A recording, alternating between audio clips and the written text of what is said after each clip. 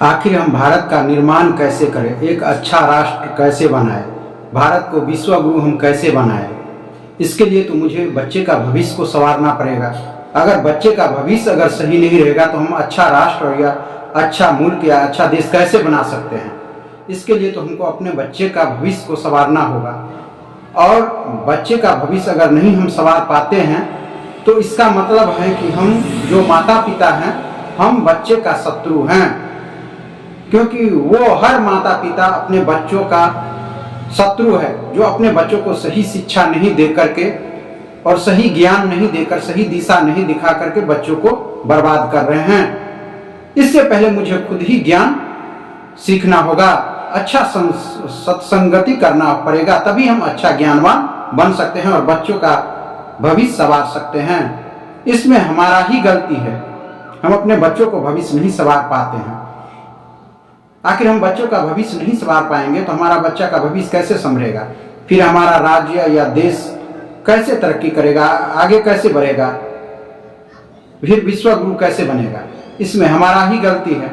जो हम लोग गलती प्रतिदिन करते हैं, अपने बच्चों को सही शिक्षा नहीं देते हैं, जो अपने बड़ों के साथ किस तरह का पेश आए, किस तरह का सम्मान करे, माता पिता का सम्मान कैसे करे, अपना गुरुजनों का सम्मान कैसे करे, शिक्षक का सम्मान कैसे करें, सीनियर सिटीजन का आदर और सत्कार कैसे करें और समाज में किस तरह से रहे।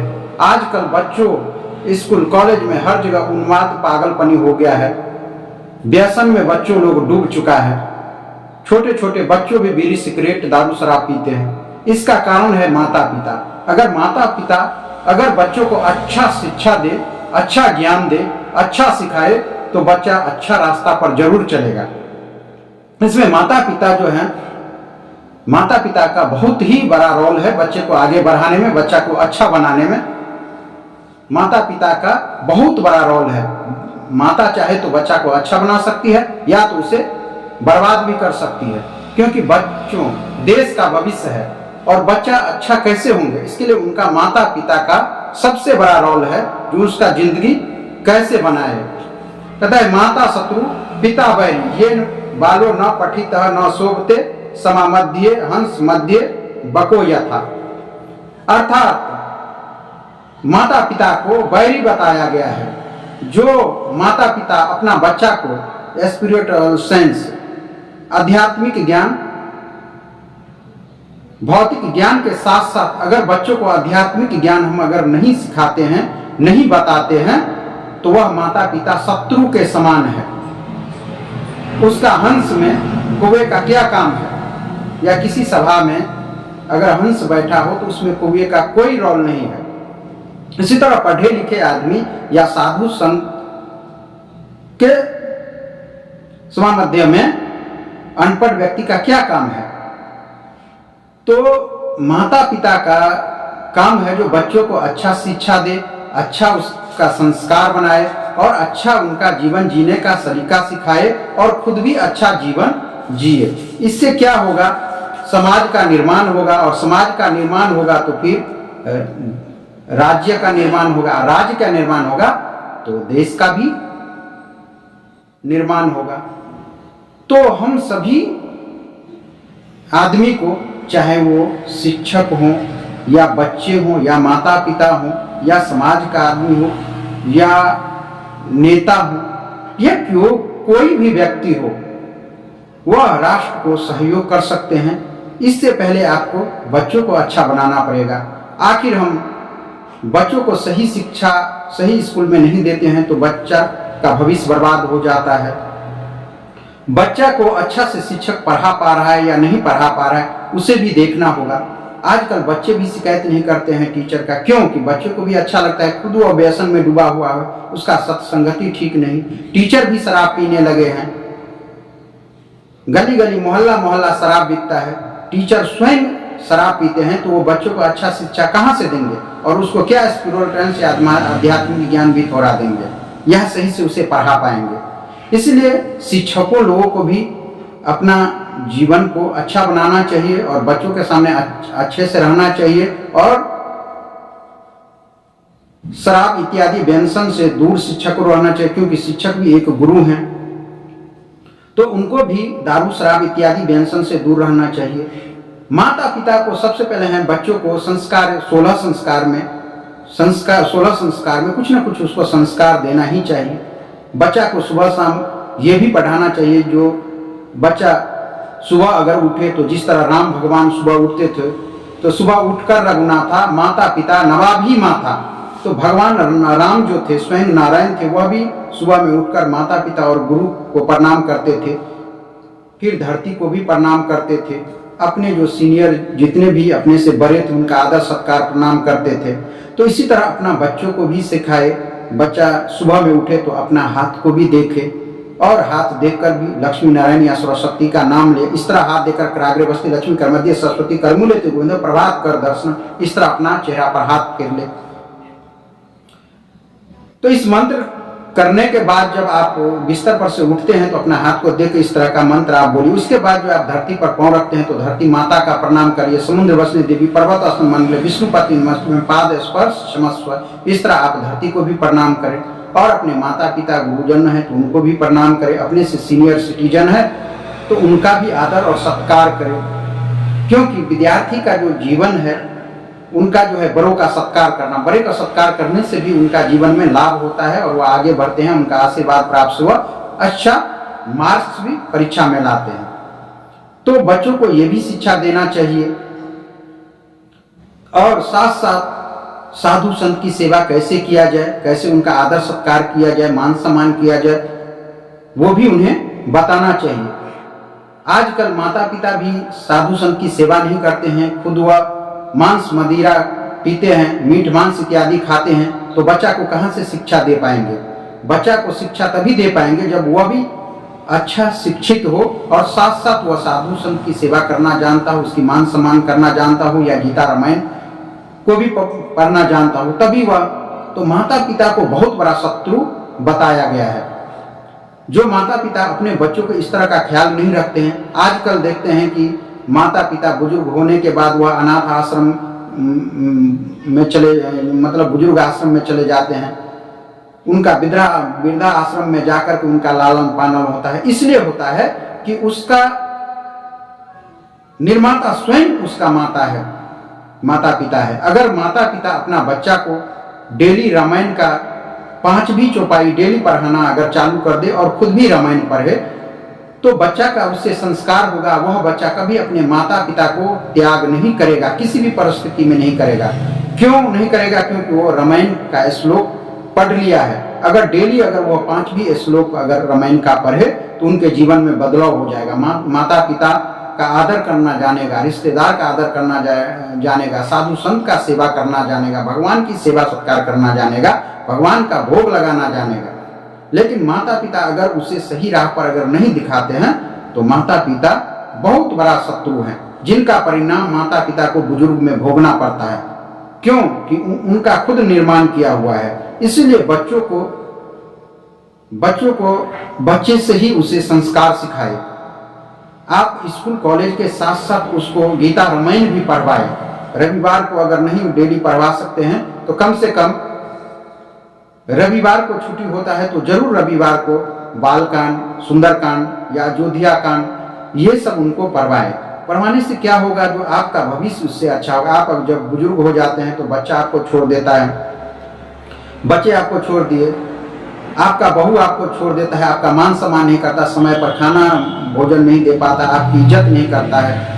क्यों नहीं करता है? क्योंकि उसे संस्कार नहीं है, उसे गीता रामायण का कोई संस्कार नहीं है, इसलिए आपका वो मान सम्मान नहीं कर पाता है। इसलिए आप जो है अपना बच्चा को गीता और रामायण जरूर पढ़ाएं। स्कूल कॉलेज पढ़ाते हैं, ठीक है, पढ़ाइए, डॉक्टर इंजीनियर कलेक्टर एसपी जज बनाइए, लेकिन उसे अपना आध्यात्मिक ज्ञान दीजिए, तभी वह आपका भी मान सम्मान करेगा। नहीं तो आपका उम्र हो जाने पर आपका वह मान सम्मान नहीं करेगा, क्योंकि पुत्र भी एक पद है और पिता माता भी एक पद है। यहाँ और नहीं कोई दूजा, सास ससुर पद यह पूजा। तो सास बहू के लिए सास ससुर पद भी एक पद है, वह बहुत बड़ा पद है। जब स्त्रियां अपना माता पिता और भाई बहन को छोड़कर आती हैं पर घर में, तो पिता के बदले उसे ससुर मिल जाता है, माता के बदले उसे सासू माँ मिल जाता है और भाई के बदले उसे देवर मिल जाता है। तो और बहन के बदले उसे ननद मिल जाता है। एक घर वह छोड़ा तो दूसरा घर में उसे सब कुछ मिल जाता है और पति उसका स्वयं भगवान के रूप में मिल जाता है। तो उनको भी आदर सत्कार करना चाहिए। यहीं पे नहीं और कोई दूजा सास ससुर पद पूजा। यह एक सास ससुर का जो पद है ये बहुत बड़ा पद है। जिस तरह अपना माता पिता है ठीक उसी प्रकार उनको भी माता पिता जानना चाहिए, उसकी आदर सत्कार मान सम्मान करना चाहिए। और ये तभी होगा जब आपकी बच्चे सही होंगे। अगर आपकी बच्चे अगर सही नहीं है तो बहू भी आपका सही नहीं रहेगा, क्योंकि आपने बच्चा को शिक्षा नहीं दिया। आपने पढ़ाया लिखाया, डॉक्टर इंजीनियर कलेक्टर एसपी सब कुछ आपने लुटा दिया उस पर, उसे बना दिया। बाद में वो पैसा कमाकर भी आपका मान सम्मान नहीं कर रहा, आपको खाना पीना सही टाइम से क्यों नहीं दे पा रहा है? क्योंकि वह आप में कमी था।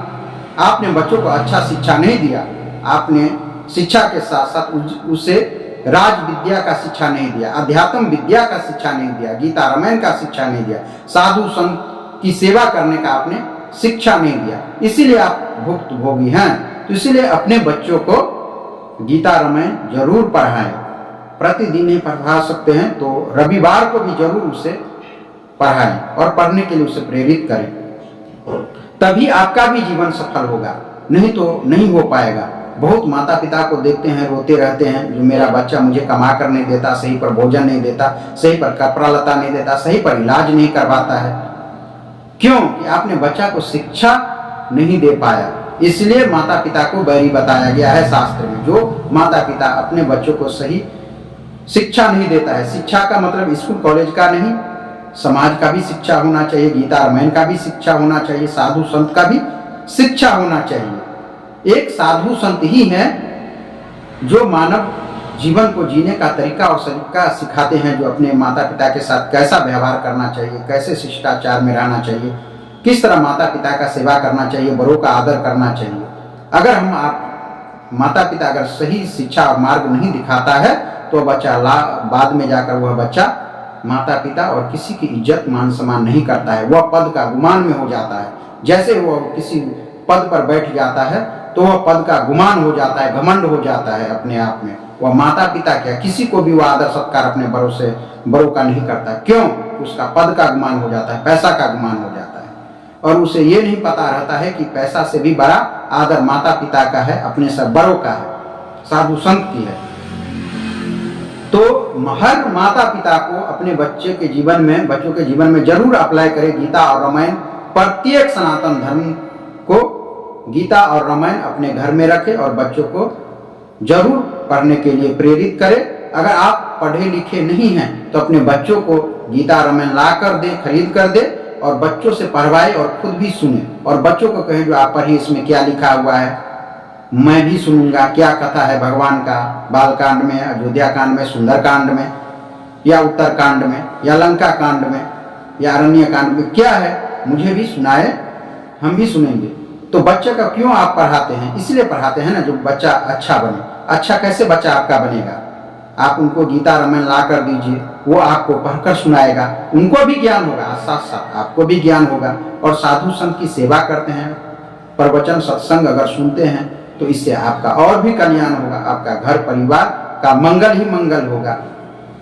क्योंकि साधु संत इस पृथ्वी पर साधु संत का महिमा बहुत बड़ा है। वो चलते फिरते प्रयागराज है, काशी है, तो साधु संत चलते फिरते प्रयागराज बताया है, तीर्थ बताया है। तो आप अपने बच्चों के जीवन में जरूर साधु संत की सेवा करवाएं और गीता रामायण को रखें और बच्चों से गीता रामायण पढ़वाएं और उसे सुने।